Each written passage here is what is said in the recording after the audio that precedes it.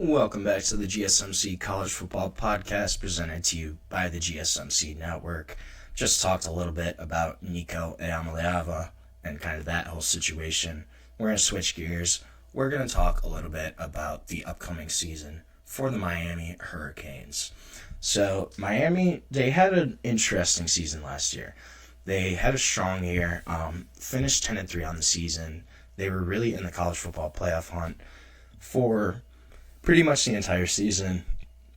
Up until the last week of the season, they lost to Syracuse, and then just had a couple different close calls, and they beat Cal in a game that they came back. They were down pretty big. Cal played really well. They kind of were able to escape and come back in the second half of that game. They also had a close win against Virginia Tech that came down to the literal last play and a Hail Mary. Got the call to go their way then.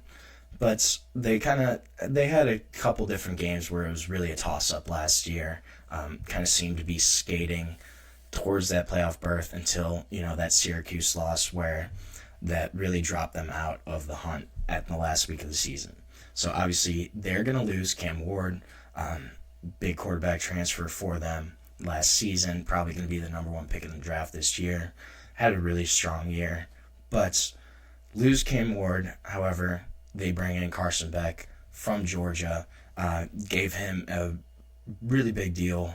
He's reportedly going to make around $4 million a year to be the starting quarterback at Miami. So that's going to be their guy for this upcoming season. Backup quarterback is going to be pretty interesting for the Hurricanes. They got a couple different guys all kind of competing for that backup spot. Redshirt sophomore Emory Williams, redshirt freshman Judd Anderson, and then true freshman early enrollee Luke Nickel. They're all kind of still in contention. Williams, he's got the most experience. He's probably most likely going to be the actual backup next year. If anything happens to Carson Beck, it's most likely going to be Emory Williams that gets the first shot at taking over then. Judd Anderson, he's a really big quarterback, super physical. He's got a lot of athletic ability, but he's still kind of in that development phase of just fine-tuning his pass mechanics, his reads. He's still a really young quarterback, but he's still kind of developing, trying to grow as a signal caller overall. Luke Nickel, he probably has the highest ceiling of any of those three guys.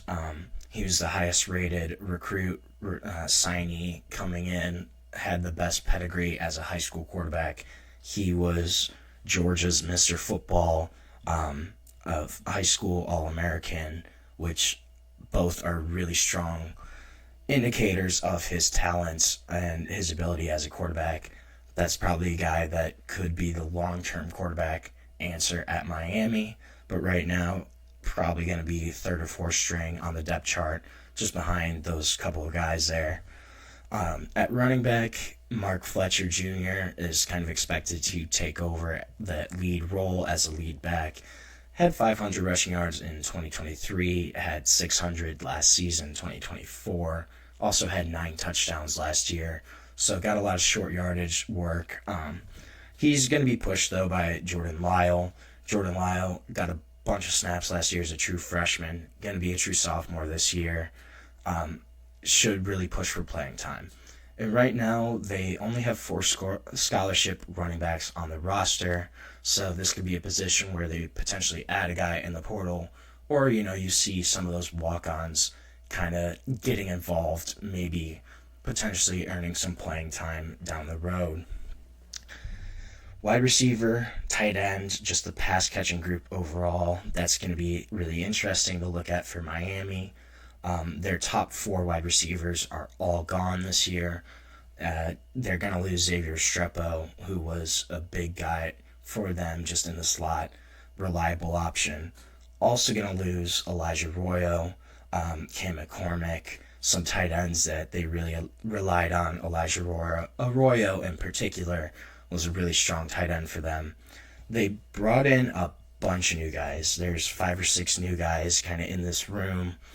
in the pass catcher room overall. So wide receiver wise, they brought in 3 true freshmen that all could potentially get playing time at some point. Joshua Moore, Malachi Toney, and Dalen Upshaw, they all came in this year as true freshmen. Moore and Toney, really in particular, are guys to watch for potential early snaps, early playing time. But again, there's 5 or 6 different names in the mix for playing time at wide receiver. So we're going to kind of see that all play out just in camp and how these guys perform in practice and getting close to the season. At tight end, they brought in a couple transfers, brought in Alex Bowman from Tulane, as well as Jack Nickel from UAB. Jack Nickel is also the older brother of quarterback signee Luke Nickel. Elijah Lofton is also going to be a name to watch. Elijah Lofton, they've really used as a utility guy during his career at Miami. Last year, he lined up at running back, at fullback, at wide receiver, and at tight end. So this is a guy that they can really move around, use in multiple different packages.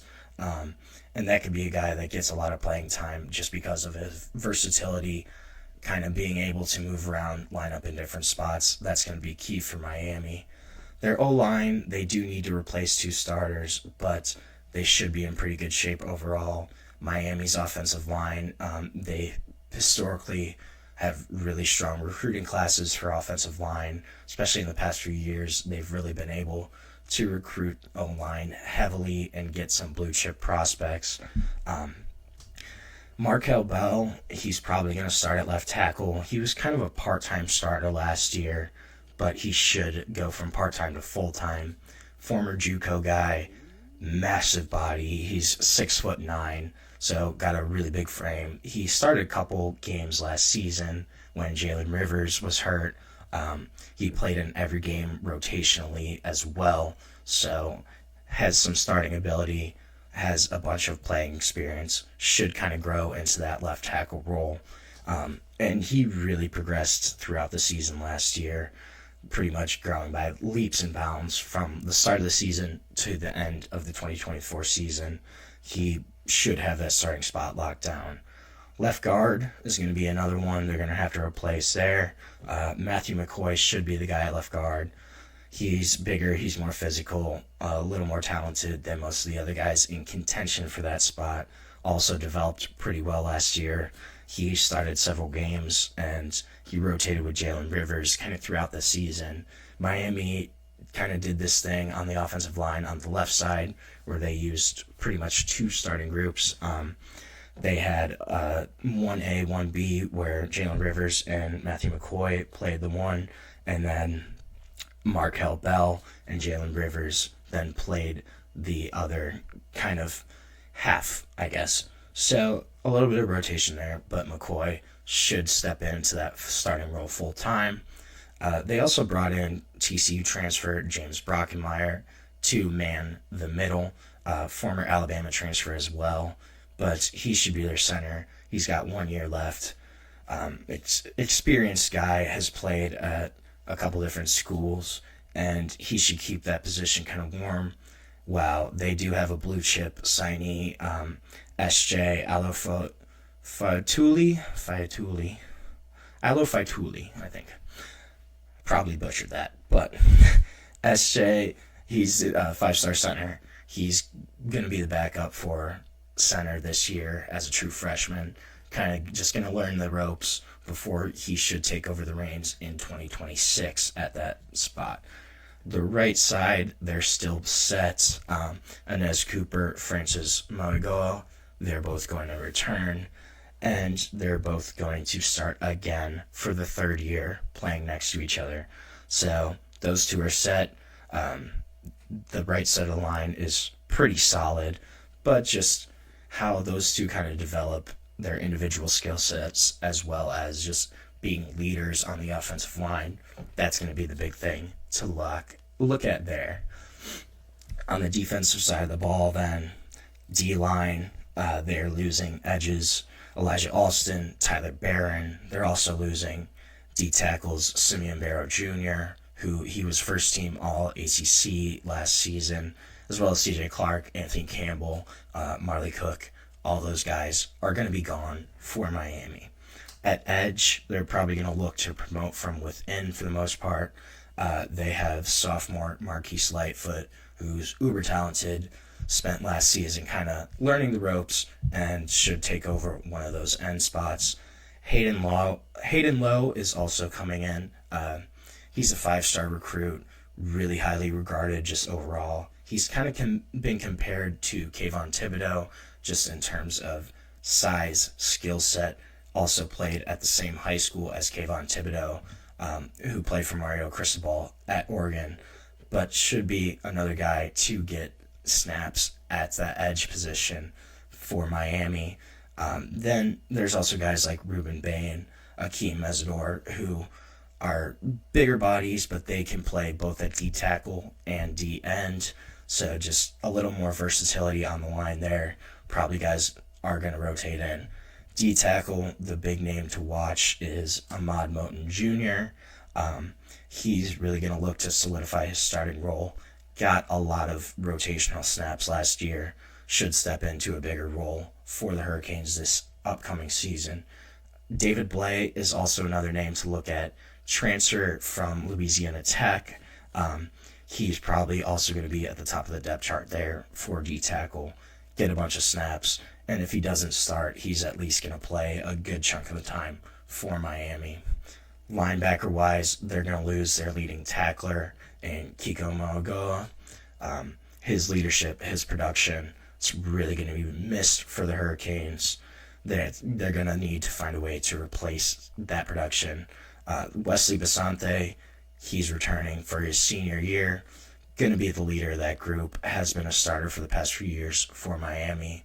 Should really be the main guy at linebacker for the Hurricanes. Another guy to look at is Popo Aguirre. He's expected to take over for Kiko.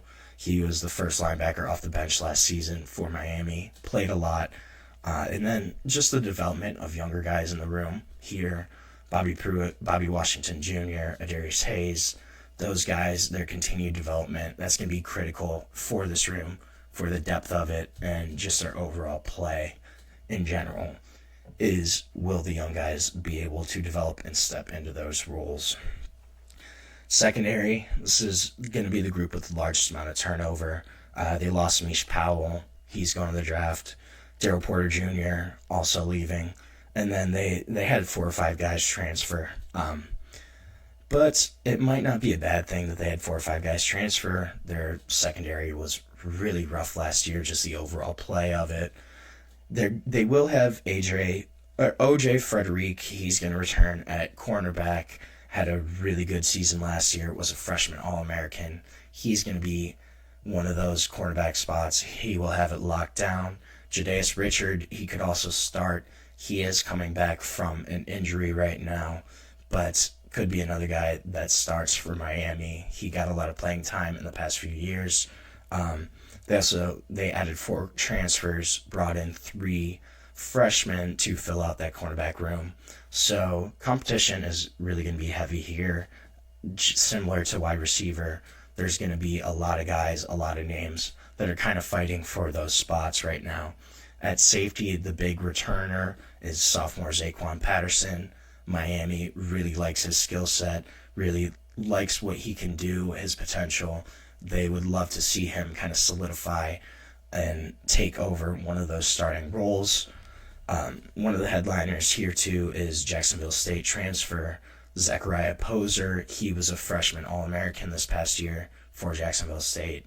Obviously is going to have a big step up in competition, but once he kind of adjusts to that, should be a name that is definitely going to have playing time, could potentially start for Miami at safety. And then they're also going to lose their kicker. He was their all-time leading scorer, Andre Sporogales. He's gone, so just their kicking game will be something to look at special teams-wise, what's going to happen there. He's going to be replaced by Abram Murray, who's a redshirt freshman. He was a top kicking recruit in his class.